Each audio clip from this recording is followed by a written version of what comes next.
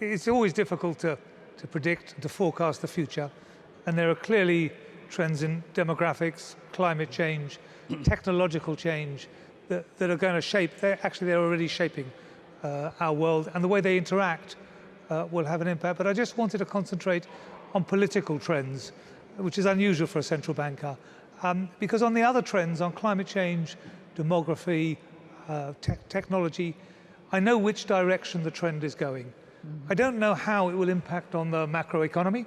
I don't know whether will be longer lifespans will be accompanied by longer working lives or just more illness at the end. But at least I know where the trend is going. The politics and the political composition in advanced and emerging countries has changed very fast in the last 5 years. Europe, I think, depending how you define it, 25% of voters voted for populist parties in previous elections, up from 7 or 8% 9 or 10 years ago. And the thing about that trend is one doesn't know, have we plateaued? Will it continue? Will it accelerate? Or are we at an inflection point, the point at which it reverses?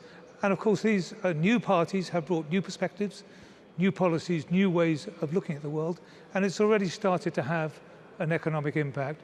So for 5 or 6 years after the crisis, economics drove the politics. Now politics is driving the economics.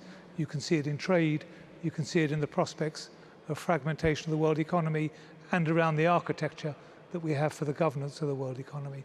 And I think the great uncertainty is, as I say, will that continue? The reason seems to be clear, that a large section of the electorate is alienated from the political, feels alienated from the political and economic system. But the question is, will that grow? Will it reverse? Are we on the point of finding the answers to bring the system to the people and the people back to the system? Or have we reached some new sour and divisive normal that's going to continue? And that, for me, is the biggest question overhanging the world economy at the moment.